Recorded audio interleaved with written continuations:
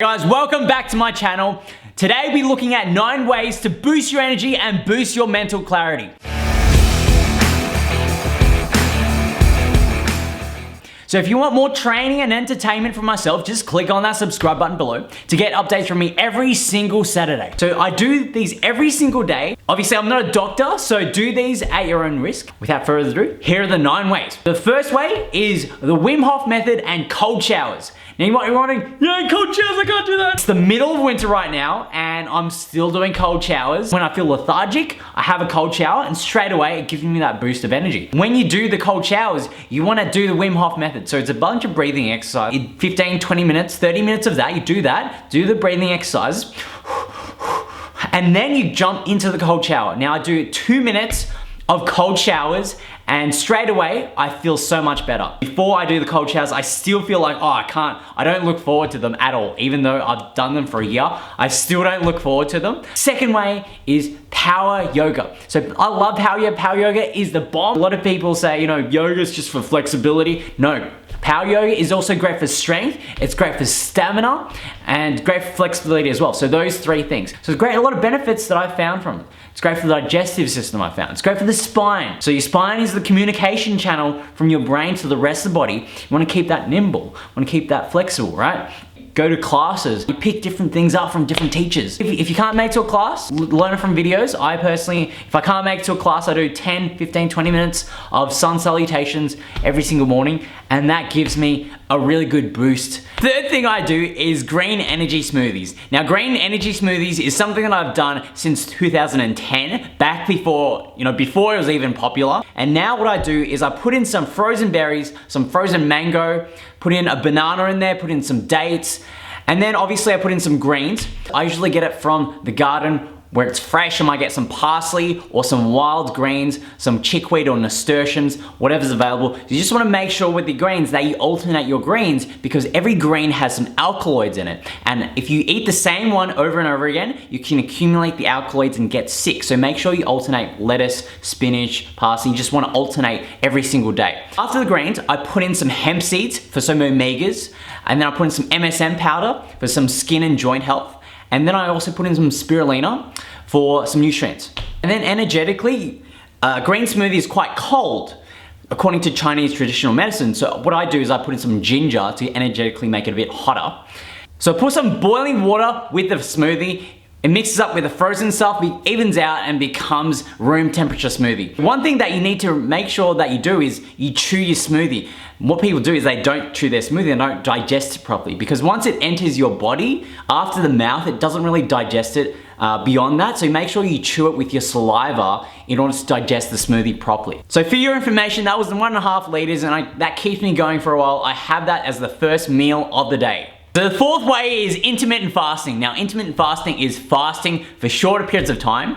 Some people fast for a week, 10 days. I fast for every 24 hours, I fast for 16 hours, and then within those 8 hours, I eat food. So it might be less than 8 hours, it might be 7, it might be 6. So I tend to start eating at 12 o'clock, might eat starting at 1 o'clock or 2 o'clock, and I might finish at 8 or 9 o'clock. It gives me so much more energy because I spend less time digesting food. So if I start eating at 2 and finish at 8, I've got so much more time for my body and my stomach, my digestive system, to give it more time to process and let it rest. And in the morning, I might do a yoga class at 9:30, finish at 10:30, and you don't wanna eat 2 hours before yoga, you don't wanna eat half an hour after yoga, so it works out perfectly, otherwise I wouldn't have time for breakfast. So the first thing I eat when I intermittently fast is I first have some miso soup right before my green smoothie. I have my green smoothie after that, and then I start my day. The fifth way is 10-minute breaks with self-massage. Every hour that I work, I have a break for 5 minutes, 10 minutes, and what I do is I drink some water, tap different parts of my body, I do some stretches, so I tap my arms, my legs, the back, my kidneys, the top of my head, different parts of my face, and I just I just loosen up, you know, rejuvenate myself. I feel like I can work for way longer, for many more hours in the day because I'm taking those breaks. The most difficult thing is really scheduling those breaks in, you know, every hour or every 50 minutes. But when you actually do it,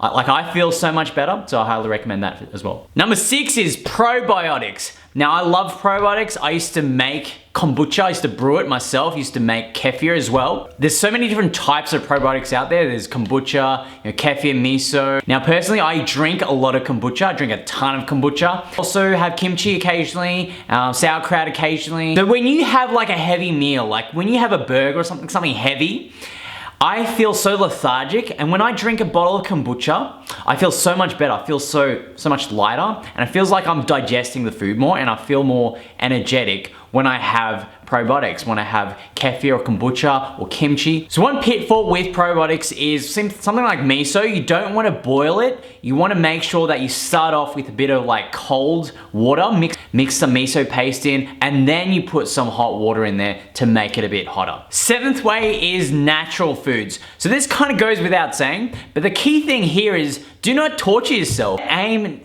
to eat as much natural foods as possible. For me, it's like 80% natural foods, 20% processed foods.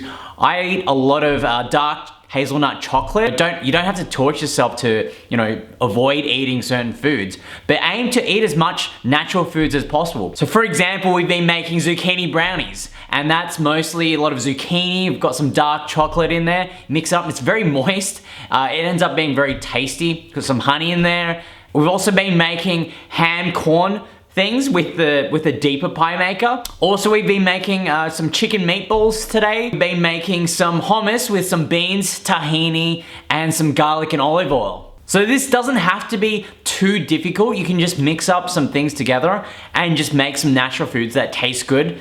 I know for myself that if I eat a lot of processed foods, I'm just gonna feel like crap. So I aim to eat as much natural foods as possible. Number 8 is sleep at least 7 hours and avoid EMFs. For myself, I typically sleep 7-8 hours. Sometimes I might sleep 9 hours, depending on how I feel. So sleeping at least 7 hours, I feel at my best. So ideally sleeping before 12 o'clock. So 11 o'clock is the ideal time according to traditional Chinese medicine. It says that, you know, after that time, that's when your body needs to be resting and your organs are rejuvenating and replenishing themselves. And then avoiding EMFs. So EMFs, you want to turn your phone on airplane mode. A lot of people I speak to, they don't understand that, you know, having your phone next to you when you're sleeping is gonna like really wreck your energy. Also with your Wi-Fi, if you're sleeping in a room that is close to your Wi-Fi modem and router, turn that off when you go to sleep. Also be aware of where your smart meters are. In Australia, in Melbourne, we have smart meters,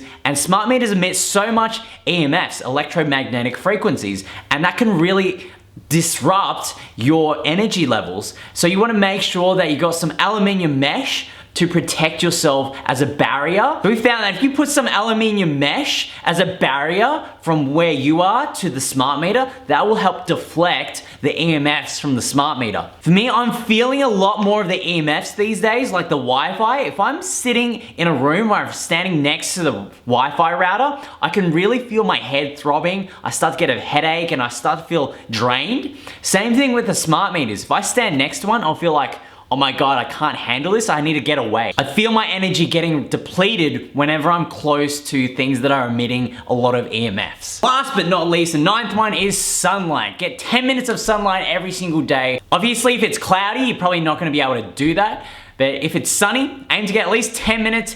I love the sun. I'm like a lizard. I'm like a solar panel. Whenever I get in the sun, I'm like absorbing all the energy. When I traveled for 2 years around the world, I aimed to follow the sun. So I only had 2 months of cold weather, winter weather for the whole 2 years. I loved it. You want to get your vitamin D and you want to get that sunlight into you.